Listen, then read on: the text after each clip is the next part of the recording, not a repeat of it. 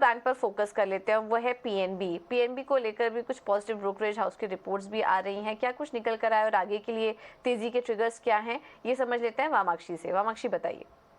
जी बिल्कुल, JP Morgan की तरफ से रिपोर्ट आई है। उन्होंने इनफैक्ट अपनी राय को अपग्रेड किया है, पंजाब नेशनल बैंक पर ओवरवेट की राय दी है, लक्ष्य का है 72% शेयर का।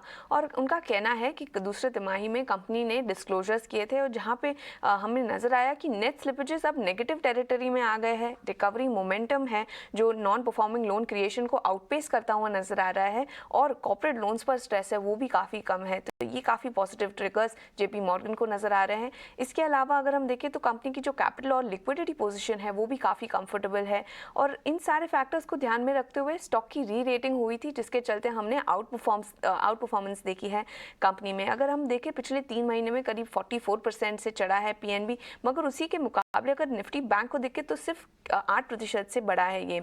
जेपी मॉर्गन का मानना है कि लिमिटेड न्यू स्ट्रेस फॉर्मेशन और सिस्टम ग्रोथ के आउटलुक के सुधार के चलते ये जो आउट परफॉर्मेंस का ट्रेंड हमने देखा है पीएनबी में वो और आगे भी जारी रह सकता है। इसी के चलते उन्होंने अपनी राय को अपग्रेड किया है पीएनबी पर, अंडरवेट की राय से ओवरवेट की राय दी है, लक्ष्य का है 72% शेयर का। और अगर हम इसे करंट मार्केट प्राइस के साथ कंपेयर करें तो करीब 30% का इन्हें अपसाइड पोटेंशियल नजर आता है, और इसी के चलते हम देख रहे हैं कि स्टॉक में आज काफी अच्छी तेजी नजर आ रही है। बिल्कुल है, तो काफ़ी अच्छी तेज़ी पीएनबी में भी आज देखने को मिल रही है। बहुत बहुत शुक्रिया वामाक्षी आपका ये जानकारी देने के लिए।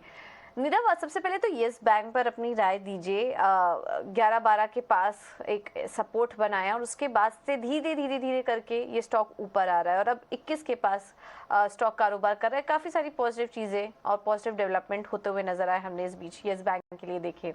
आपका क्या व्यू बन रहा है? क्या इन स्तरों पर थोड़ा कॉशियस हो जाना चाहिए या फिर एक नई तेजी के लिए तैयार है बैंक?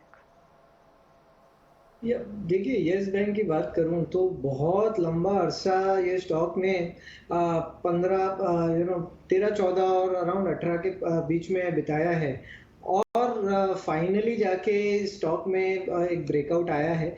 वॉल्यूम्स काफ़ी बड़े हुए हैं पिछले 2-3 सालों में। तो डेफिनेटली ऐसा है कि यहाँ से there is a good possibility कि स्टॉक ऊपर में 32 से 35 के जो लेवल्स हैं वहाँ तक आ सकती है। पर at this point of time देखिए, जो हिसाब से वो गिरा था, always makes it a riskier bet, और that is why I believe कि आप जरूर बाय करें, मगर एक स्टॉप लॉस के साथ जरूर बाय करें। जो स्टॉप लॉस है वो 19 का होना चाहिए। 19 के नीचे अगर क्लोजिंग बेसिस पे क्लोज होता है स्टॉक, उसके बाद वापस स्टॉक में काफी गिरावट आ सकती है और स्टॉक नीचे में 12-13 के लेवल्स तक आ सकता है। तो eight this point of time जो भी आप पोजीशन लेंगे लॉन्ग साइड की, वो 19 का स्टॉप लॉस जरूर लगाए, और अगर लग जाता है तो एग्जिट करें पोजीशंस। ठीक है, तो ये राय यस बैंक पर आपको दे दी गई है। 20 के बाद देखिए अब काफ़ी समय बाद ऊपर निकला है यस बैंक 20 के लेवल्स के बाद। स्टॉप लॉस के साथ अगर आपको खरीदना है तो स्ट्रिक्ट स्टॉप लॉस ज़रूर फॉलो करें। नीरव, आप पीएनबी में भी अपनी राय दीजिए, वहां पर क्या करें? देखिए, पीएनबी का चार्ट थोड़ा सा बेटर है येस बैंक से, एंड आई बिलीव ये स्टॉक में ज्यादा पोटेंशियल है अपसाइड का। लुकिंग एट द चार्ट, ये स्टॉक जस्ट स्टार्ट हुआ है बाइंग में। There is a good possibility कि ये स्टॉक 100 के लेवल्स के पास जा सकता है।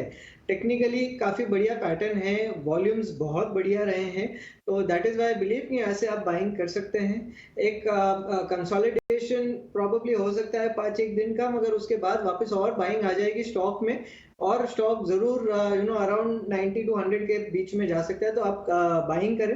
नीचे में जो स्टॉप लॉस है वो करीब करीब 48 का आ रहा है, तो 48 का स्टॉप लॉस लगाएं, और इसे छोड़ दीजिए। ऊपर में करीब 3 से 6 महीने में there is a good possibility कि इसमें अच्छा रहना पाएगा। ठीक है, तो पीएनबी यहाँ पर खरीदारी करने की राय, स्टॉप लॉस भी आपको सुझा दिया गया और 2 से 3 महीने में एक अच्छी रैली देखने को मिल सकती है। तो दोनों ही स्टॉक में रणनीति आपको बता दी गई है, उस हिसाब से आप अपना कॉल ले सकते हैं। चलिए अब